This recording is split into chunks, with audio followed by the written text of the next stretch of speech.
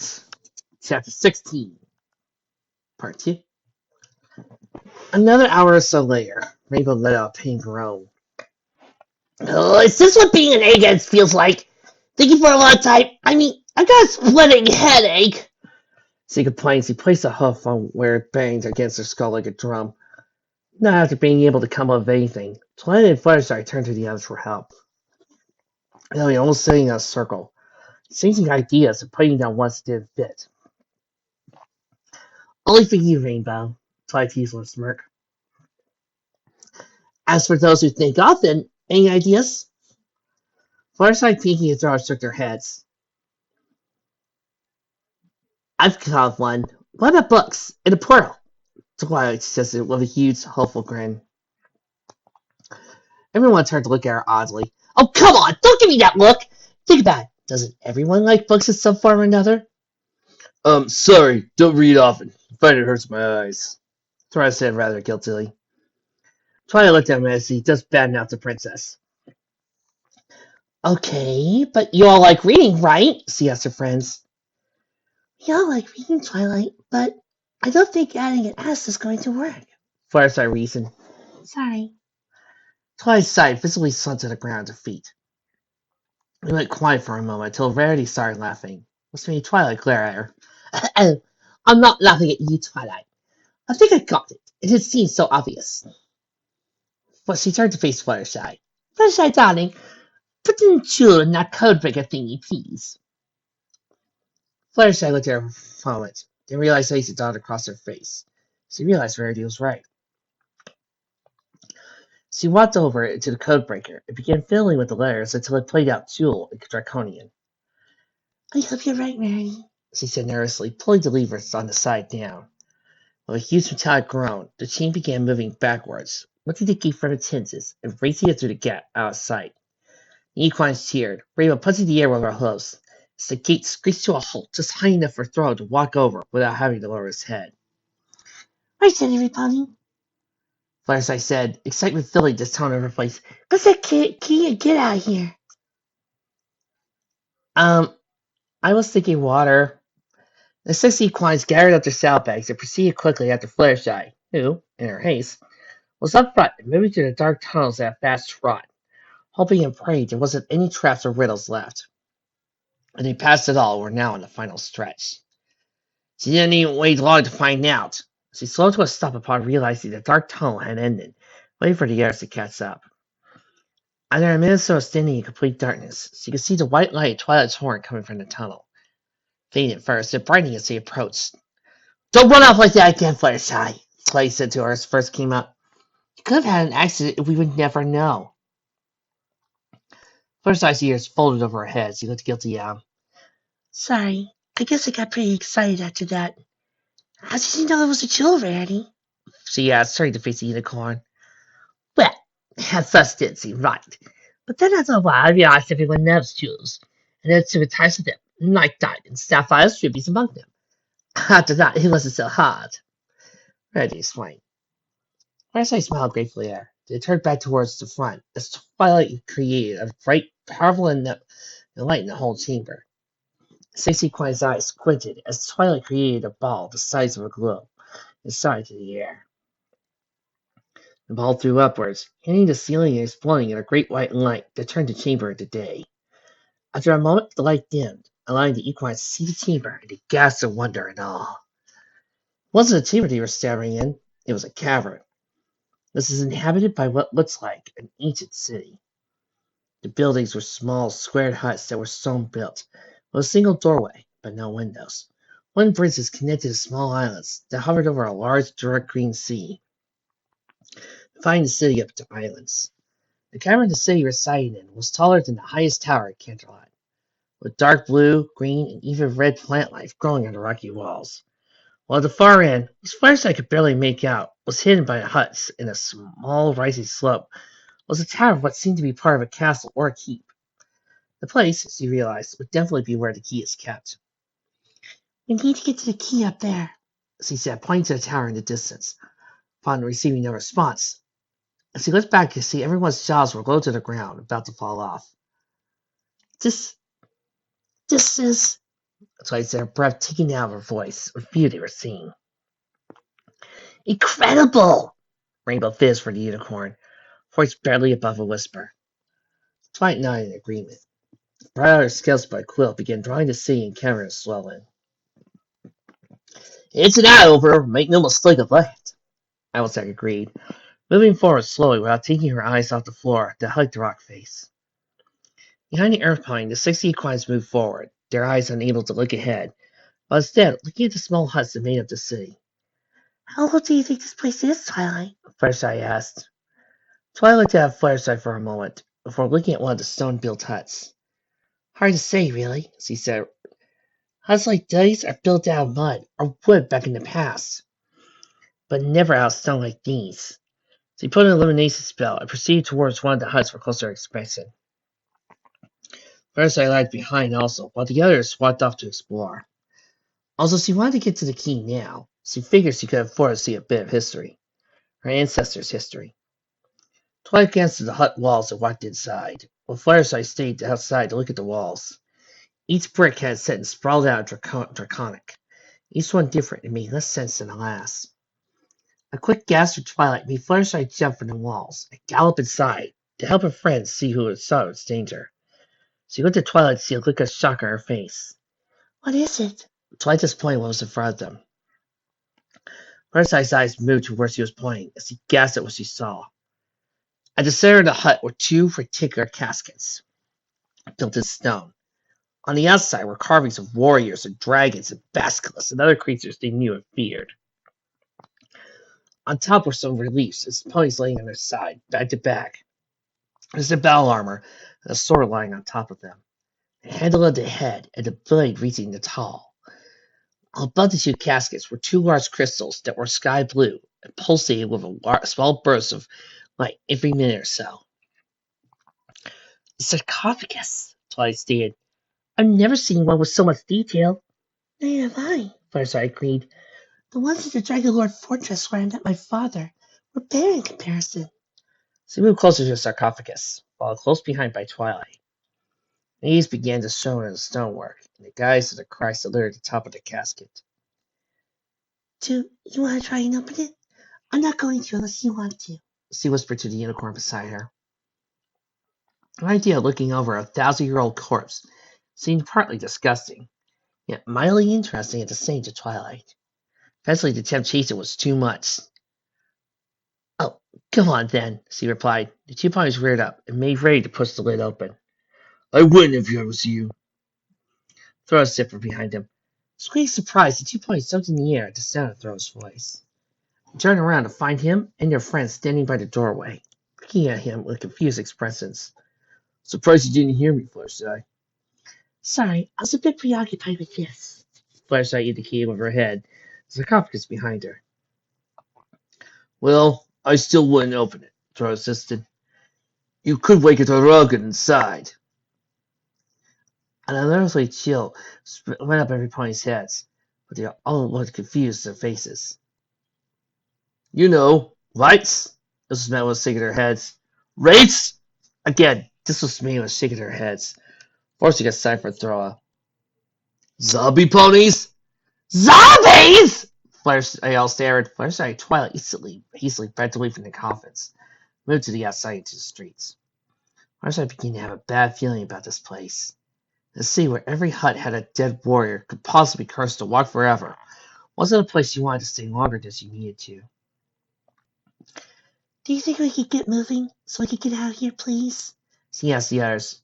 They all agreed and were soon moving towards the keep, their eyes and ears on constant alert in case they had disturbed their dead's rest. The streets were narrow and had sunny shifting paths splitting up from the main road that led to the keep. The 7 equines looked at each of the huts, seeing a light blue light of diamonds illuminating the room from within. Eventually they arrived at the top of the slope and had a good view of the keep. It was square in shape and rose to about 2 to 3 stories high. The top of the keep had 4 turrets and edges with arched windows. No glass in them as they'd broken off at some point. It was like the sarcophagi in the city below. The keep was beginning to show signs of its age, and cracks started to show in the stonework. Some of them so large that Buck Kick could send the whole thing crashing down. Fluttershy's eyes darting around the entrance for signs of traps, or other devices that could risk their mission here. Don't worry, Fluttershy, there's none here, Twilight called from behind her. Fluttershy turned around and gave the unicorn a look of surprise. How do you know that? I just did a quick magical scan of the place. It's like a medical scan, really. But anyway, there's none here, so we're okay to go in.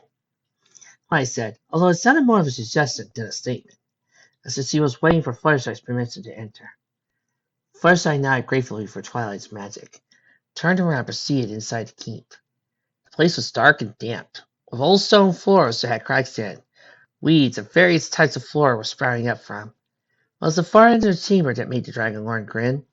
Large podium with carvings on all four sides of a dragon, reaching its claws out, while on top was an old dusty black book with the symbol of the Dragonlords on it. Fluttershy flew over to the book, her body shaking with nervous excitement. She extended her forelegs out to touch it and open it. She looked up to see her friends waiting and wanted with anxious expectation. Well, go on then, Pinkie called. Open that book, grab the key, let's get out of here. This place is starting to things. Fluttershy nodded, and one quick motion opened the book to the place where the key would be, waiting for her heart to drop into her stomach. When she saw to her heart, it wasn't. Her friends gasped in horror when they heard Fluttershy's reaction. Tears formed in her eyes. Where is it?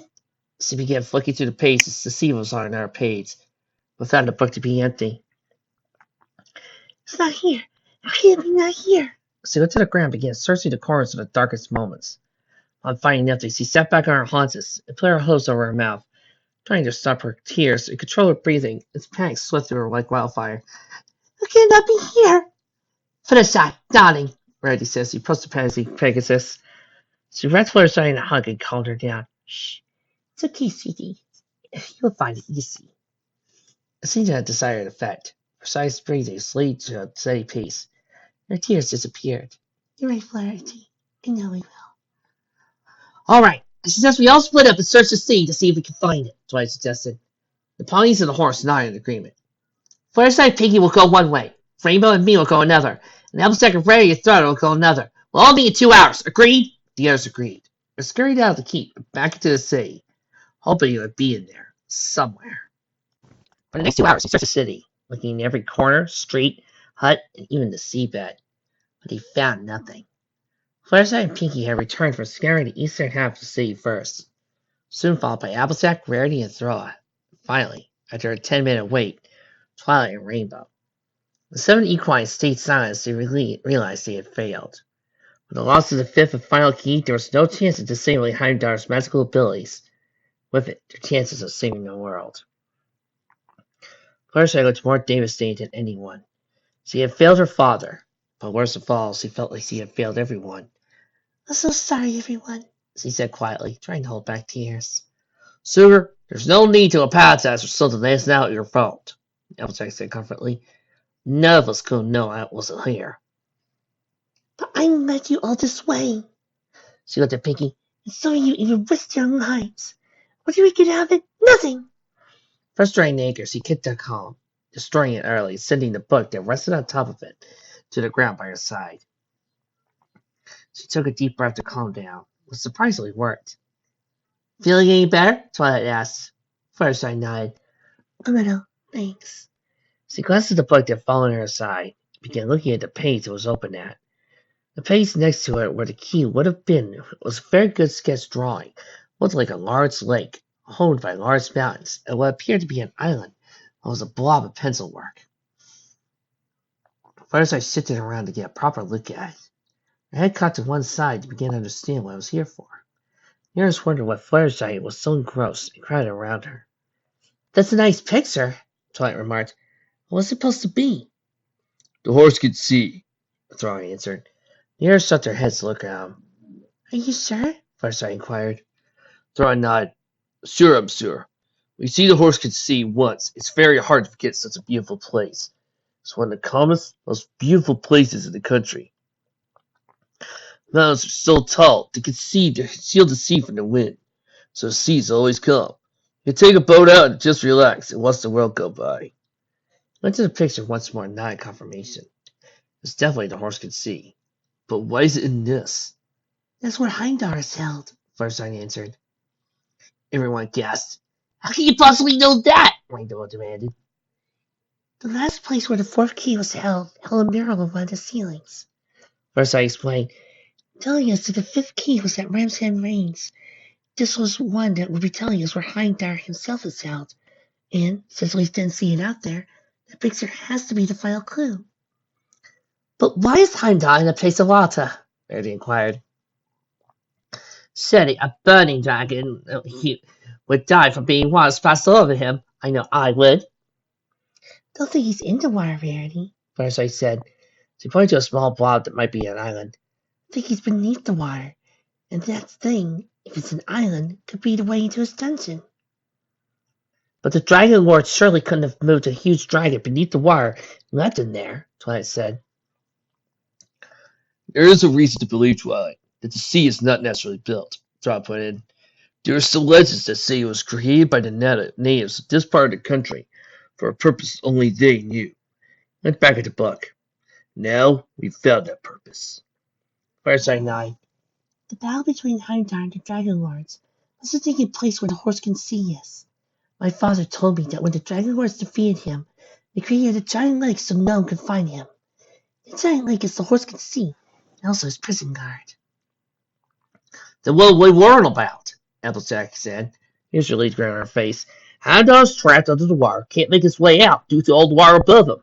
There's no way he'd be able to survive even that amount for that long.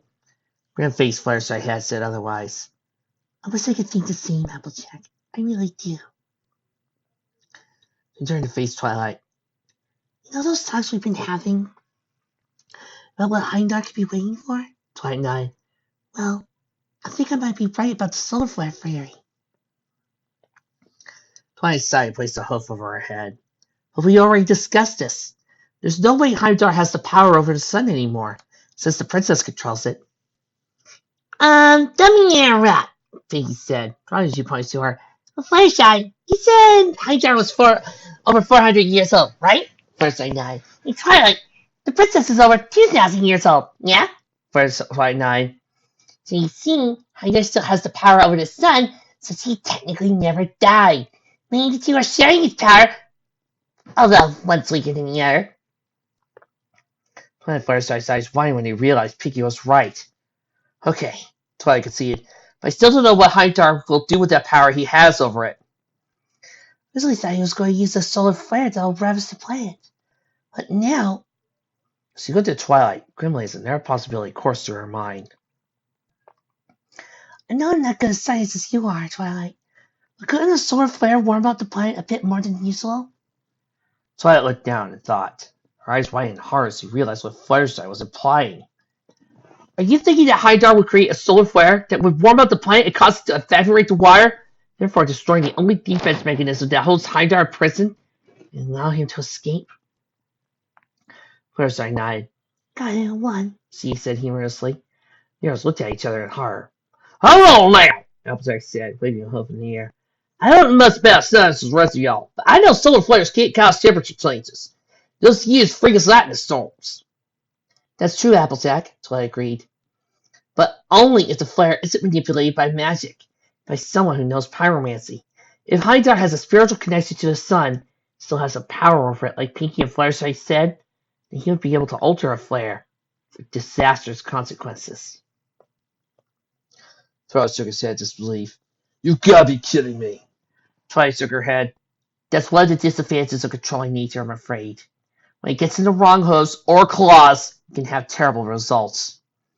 What are you going to do about it? Pinky asked. You don't just need to take all our water and burn the world. We need a very blank place if you did. I'll tell you what we're going to do, Rainbow came in. We're going to the Horsekin Sea, watch him evaporate the water in the sea, and when he rises, we send him back underground where he belongs. Well, what's up with Dassy on this? Firesight said, raised right eyebrow and a smile. Rainbow gave Firesight a nod for support. The others were slower, but they agreed as well in the end. Let's get moving, Twilight said. Rather get outside than in here. They all filed out of the room chamber. Back outside. Firesight felt confident once again they could still defeat Heimdall, even without the last key's help. They could still try. She came out of her thoughts when a huge booming sound like a horn filled the cavern. Holy sunlight, 10,000 glass windows shattering, then silence. Oops! Rainbow whispered, face grimacing as he realized he was the one who caused that. Sorry, everyone! The equines before her were instinctively put their hooves on their noses, faces possessing the look of revulsion. That was disgusting! Twilight yelled. Could you at least wait until we got outside? It wasn't me, it was the trigger, Rainbow said defensively. Twilight snorted. Okay then, blame the trigger. What trigger? This trigger! Rainbow pointed to a pink circular stone her host rested on. Twilight's eyes widened in horror. What that you said never existed, Rainbow retorted. Let's not be connected to something, though, Twilight said, her eyes darted around for what could have been released. Fred's eyes moved so at once that their confusion saw nothing. Can we go now? Flashlight whispered. The others agreed unanimously. The only sound around them was Eterna's breath, which was quick and revealed the fear that infested them. The fear turned visible because of the sound of thousands of unnatural shrieks that echoed from the sea. What the hell was that? Amstack screeched. The Druid! They're wicked! Dora replied, his coat becoming paler by the second. His heart dropped into his stomach at the sound of riding hooves galloping towards him got closer. Back inside! Now! The 70 equines galloped back inside, their hearts racing as they began to understand the danger they were in. They moved themselves back to the chamber and saw the shadows of first Dragon closing in on them. Quick! Burn the door! Dora barked. Amstack and Twilight moved to the door and slammed it shut. Amstack placing a locking mechanism across, while Twilight used the spell to make it as if it were 100 locks on it. Amstack and Twilight backed away to join the others. That's to keep them out for long enough for us to find an escape route. How's that coming, Fluttershy? Twilight asked, looking back at the Pegasus. Fluttershy was moving along the northern wall, bracing herself up against it, feeling along the wall with her host to find an escape route for the chamber. Her face contorted in panic, but she couldn't find any on the western wall. She darted across the other wall and fell along there. Upon finding none, she moved to the eastern wall and fell along there, breathing becoming faster and more panicky as a result of finding nothing. There's no escape route! She cried. We're trapped here! There's one way out, Rainbow said, but it's... She took a second to swallow up her throat. That way. She pointed to the door where the army of Daruga converged on their only escape. Dora gulped also. Well, looks like we'll have to fight our way out here. He drew his bronze sword from his scabbard and pointed towards the ceiling. After discarding their saddlebags at the back of the room, Twilight, Applejack, Fairy, and Rainbow and Piggy followed suit. They knew there was no choice in this. But now there wasn't. They had to fight their way out and through. Fluttershy, after discarding her saddlebags, taking a deep, calming breath, stood forward and stood next to her friends, bringing up Drake's blade to her chest. The sword sang as it appeared on his scabbard, as anticipating the fight that was going to happen. Fluttershy narrowed her eyes in confidence. Every sense of her screaming run had gone silent. But he knew they couldn't run or hide, only fight. What are you doing? Twilight demanded upon noticing Fluttershy standing alongside them. Going to help you, of course, Fluttershy replied. Twilight stared right at her friend in horror. It wasn't the idea that Fluttershy wanted to fight down over her. It was the thought that if Fluttershy died here, the biggest advantage against Hunter would diminish. Then everyone would die. She couldn't allow that to happen. Before the Fluttershy could stop her, or even knew what it was going to do, Twilight lit up her horn and wrapped the Pegasus in a huge magenta bubble. It took her to the back of the chamber, away from where the fight would take place. Let me out, Twilight! She cried, trying to burst the bubble with her hose, but no avail. Twilight jelly to her, and so it simply bounced back once she pulled away. Fluttershy, listen to me, Twilight said. This bubble will protect you from the Drogon when they come. When you get a chance, get out towards the exit. Get outside. Don't wait for us. No, she screamed. I got you bunch of belly you again. Yeah, this bubble. Now! Twilight shook her head solemnly. I'm sorry, but you're too important to die. Fluttershy banged her hose against the bubble in frustrated anger. You are important. All of you. More important than me. Twilight ignored her. She turned around and walked back to the line where the others were waiting for the dragon to break through. All of them deafening out Fluttershy's protests. You okay, Super Q? Applejack asked Rainbow, upon noticing the Pegasus' nervous look. Yeah, it's just, well, never killed anything in my life, Rainbow replied, visibly shaking. Technically, we're not killing them, Rainbow, Dora said comfortably. could say we're giving them a kindness. Leave it dormant all this time, and they'll finally be put to rest. Rainbow nodded in understanding. They looked around at her friends. Twilight seemed confident, a little bit nervous, and was muttering something about avoiding sword swings and such. Rarity was shaking worse than her. Pinkie looked confident, even rather scared and excited about it. Applejack was beside her, shaking with fear, but her sword leg was steady. Twilight was still demanding to be released from her bubble. Rainbow didn't blame Twilight for what she did. She would have done the same thing if she had the power. Say, Applejack, how about we turn this to a contest? Applejack looked at her with a mix of disgust and curiosity. A contest? Yeah, see how many we take in the end, you game? Applejack stared at a moment before facing their deaths, but the idea of taunting Rainbow about her win in the afterlife sounded too good. Alright, Rainbow, you're on! May your best pony win! May your best pony win! Rainbow repeated, slamming her hoof into Applejack's. The door was now seconds away from breaking down. With a flashlight grew silent as she watched the despair and seized those spears and swords breaking through the weakened door. She wanted to close her eyes and look away, but she couldn't. Get ready! Dora needlessly called. Four of the 5 ponies pointed their swords at the door, forming a wall of sharp blades, while Rainbow sat back in Hans's pressed her crossbow, taking a bolt from the quiver on her side and pulling it back. Once done, she pointed at the door and held a hoof on the trigger, ready to release it at the first enemy that would come through. Spirit came crashing through the door, breaking out the last of the hinges, pulled back. They waited for another to appear, but none came. They waited on bated breath for the door to come smashing down, but it didn't happen. Yet none of them dared to move closer to see they had truly gone. After a moment of waiting, they began to relax, little by little. Wait up! Applejack silverly grinned. We scared them all! Suddenly the door came crashing down from the other side. The dragon poured through.